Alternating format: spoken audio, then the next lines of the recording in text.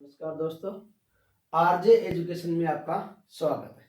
दोस्तों, पिछले वीडियो में हमने बात की थी भारत के सामान्य परिचय की। आज हम बात करेंगे भारत के प्रमुख भौतिक विभाग। भारत के प्रमुख भौतिक विभाग, भारत के प्रमुख जो भौतिक विभाग है वो है चार। पहला है पर्वतीय प्रदेश, दूसरा विशाल मैदान, प्रायद्वीपीय पठार, तटीय मैदान एवं द्वीप समूह। भारत की रचना एक अद्भुत प्रकार से की गई है। कैसे? पर्वतीय प्रदेश जो है वो हमारी रक्षा करता है, विशाल मैदान है जो हमारा अन्न का भंडार है, खाद्यान्न भंडार है, प्रायद्वीपीय पठार है ये हमारे खनिजों का अजायब घर है, खनिजों की पेटी है, और तटीय मैदान जो है हमारा पर्यटन क्षेत्र है। तो हमारे देश को एक अद्भुत रचना बनाई गई है। अब देखिए कैसे। नंबर एक, पहला है वो है पर्वतीय प्रदेश। पर्वतीय प्रदेश, पर्वतीय प्रदेश की बात करें तो हिमालय पर्वत, हिमालय क्षेत्र, हिमालय क्षेत्र। देखिए कश्मीर से लेके और असम म्यांमार तक ये है हमारा हिमालय, म्यांमार तक। इसकी लंबाई पश्चिम से पूर्व तक है 2400 किलोमीटर, अर्थात हिमालय पर्वत क्षेत्र 2400 किलोमीटर लंबा है और 150 से 500 किलोमीटर तक चौड़ा है। अभी अंतर कैसे आ रहा है तो देखिए, पश्चिमी हिमालय है ये चौड़ा है, इसकी चौड़ाई 500 किलोमीटर तक है, और पूर्वी जो हिमालय है ये संकरा है जो 150 किलोमीटर तक चौड़ा है। कुल लंबाई है 2400 किलोमीटर, चौड़ाई है 150 से 500 किलोमीटर तक। दुनिया की सबसे ऊंची चोटियां इस हिमालय पर्वत में पाई जाती है। ये देखिए हिमालय पर्वत के ऊपर यहां एक गांठ है जिसे बोलते हैं पामीर की गांठ, पामीर की गांठ, जिसे संसार की छत भी बोलते हैं। संसार की छत किसे कहा जाता है? पामीर की गांठ। अब पामीर की गांठ से 3 और पहाड़ियां निकलती हैं। ये जो पहाड़ियां निकलती हैं हिंदू कुश की पहाड़ियां, हिंदू कुश की पहाड़ियां। यहां जो पहाड़ियां निकलती हैं वह कुनलुन की पहाड़ियां, कुनलुन की पहाड़ियां, और ये जो है वो है हमारा हिमालय पर्वत। अब हिमालय पर्वत को भी भौगोलिक दृष्टि से 2 भागों में बांटा गया है, पश्चिमी हिमालय, पूर्वी हिमालय। पूर्वी हिमालय जो है वो है संकरा, संकरा एवं खड़े ढाल वाला, संकरा एवं खड़े ढाल वाला पूर्वी हिमालय, पूर्वी हिमालय। जबकि पश्चिमी हिमालय थोड़ा सपाट है। तो देखिए ये जो खड़े ढाल है, खड़े ढाल है, ये संकरा है, उबड़ खाबड़ है। यहां से एक महाखड्ड है यहां पे ऐसे, इसे बोलते हैं नामचा बरवा, नामचा बरवा। ये एक महाखड्ड है जहां से ब्रह्मपुत्र नदी भारत में प्रवेश करती है असम से, और असम बंगाल में बहने के बाद में ये बंगाल की खाड़ी में गिरती है, बंगाल की खाड़ी में गिरती है।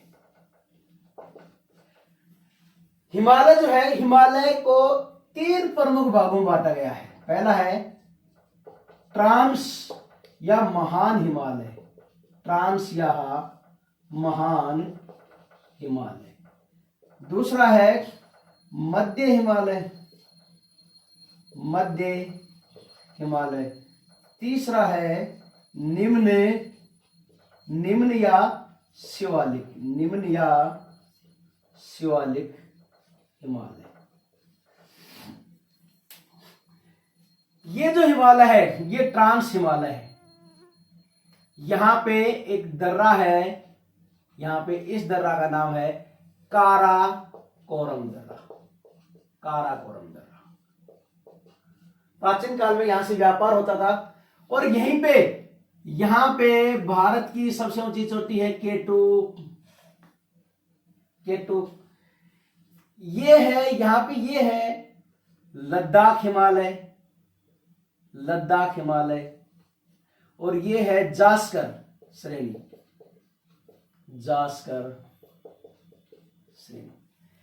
ट्रांस हिमालय जो है, ये महान हिमालय है, ये अधिकांशतः बर्फ से ढका रहता है। विश्व की सबसे ऊंची चोटी इसी हिमालय में पाई जाती है, जैसे K2 है, कंचनजंगा है। यहां पे दुनिया की सबसे ऊंची चोटी है माउंट एवरेस्ट, जिसकी ऊंचाई है 8,848 मीटर। माउंट एवरेस्ट जो काठमांडू है, नेपाल हिमालय में है। इसके अलावा ये जो निम्न हिमालय है, जिसे शिवालिक हिमालय भी बोलते हैं। मध्य हिमालय जो है, मध्य हिमालय में प्रमुख दर्रे हैं, जैसे यहां पे दर्रा है जोरजिला दर्रा। जोरजिला जो दर्रा है, जोरजिला दर्रा श्रीनगर से लद्दाख को जोड़ता है, यहां पे। इससे नीचे यहां पे है बनिहाल दर्रा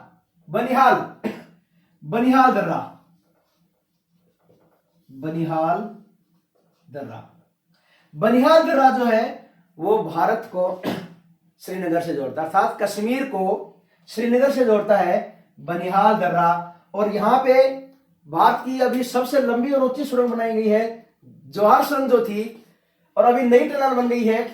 यहां इसके मध्य में जवाहर सुरंग बनाई गई है इसी बनिहाल दर्रे से, जो शेष भारत को कश्मीर से जोड़ता है। और इस मध्य हिमालय में ही कश्मीर घाटी स्थित है, जिसे मैंने बोलते हैं कश्मीर घाटी, जो दुनिया का स्वर्ग या जन्नत कहलाता है, वो है मध्य हिमालय में। देखिए ट्रांस हिमालय जो है, ट्रांस हिमालय में केवल बर्फ जमी हुई है, केवल बर्फ है, और रेतीला इलाका है। लद्दाख जो रेत है, रेतीला इलाका है, तो ट्रांस हिमालय बर्फ से जमा हुआ है। और मध्य हिमालय जो है, इसमें है कश्मीर घाटी स्थित है। और मध्य हिमालय में कश्मीर से लेके और असम तक एक भ्रंश घाटी फैली हुई है समानांतर, जो लगभग 2400 किलोमीटर है लंबी है। तो इस मध्य हिमालय में कश्मीर घाटी है, जिसे फूलों की घाटी बोलते हैं और दुनिया का स्वर्ग भी बोलते हैं। और यही जो है आतंकवाद से प्रेरित है। इसके नीचे है शिवालिक हिमालय, जो जम्मू कश्मीर और यहाँ पे शिमला वगैरह, मनाली है, रोहतांग पास है, ये सब मध्य हिमालय में है। मध्य हिमालय में घाटियां और पर्यटक स्थल है, जैसे रोहतांग पास है। अब रोहतांग पास में ही एक अटल टनल बनाई गई है, जो हिमाचल को लेह लद्दाख से जोड़ती है। तो ये तो हमारा पर्वतीय प्रदेश हो गया, जिसे हिमालय क्षेत्र बोलते हैं। अब अगर इसकी विशेषता की बात करें, तो सबसे पहली विशेषता है कि हिमालय हमारी उत्तरी सीमा का रक्षक है, अर्थात हिमालय पर्वत से हमारी उत्तरी सीमा जो है वो सुरक्षित हो गई है। दूसरी विशेषता है, ट्रांस साइबेरिया से जो ठंडी हवाएं आती हैं, उनको ये रोकता है, जिससे हमारे देश का टेम्परेचर डाउन नहीं जाता। तीसरा सबसे प्रमुख और सबसे महत्वपूर्ण विशेषता यह है कि हिमालय अरब सागर और बंगाल की खाड़ी के मानसूनी हवाओं को रोककर देश में वर्षा कराने में सहायक है। तो ये तो हमारे हिमालय की, तो हिमालय हमारा रक्षा का प्रहरी हो गया, ठंडी हवाओं को रोकता है और मानसूनी हवाओं से देश में वर्षा कराने में सहायक है। दूसरा हमारा तो वो है विशाल मैदान।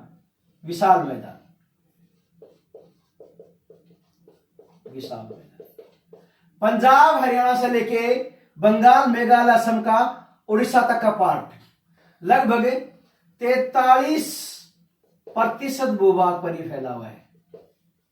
43% भूभाग पर फैला हुआ है।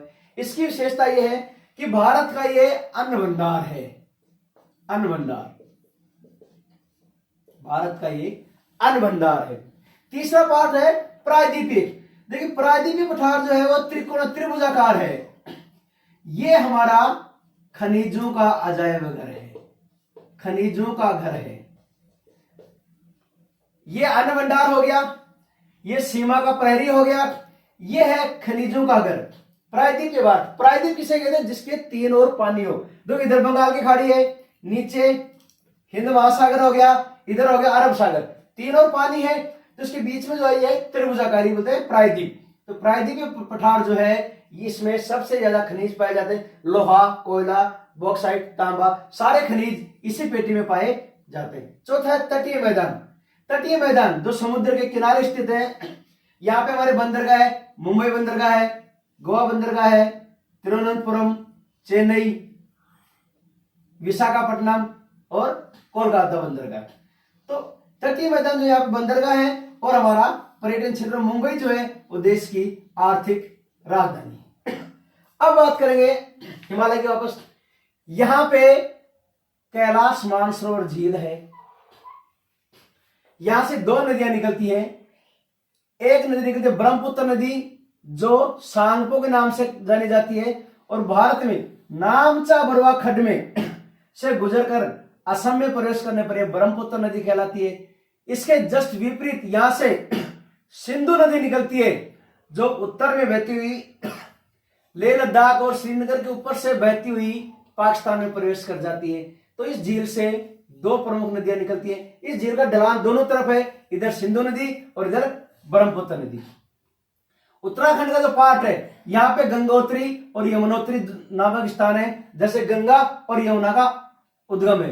गंगा नदी पूरे भारत के मैदानी भाग में बहती हुई बंगाल की खाड़ी में ब्रह्मपुत्र में मिलकर बंगाल की खाड़ी में गिर जाती है। यमुना नदी यमुनोत्री से निकलकर इलाहाबाद में गंगा नदी में मिल जाती है।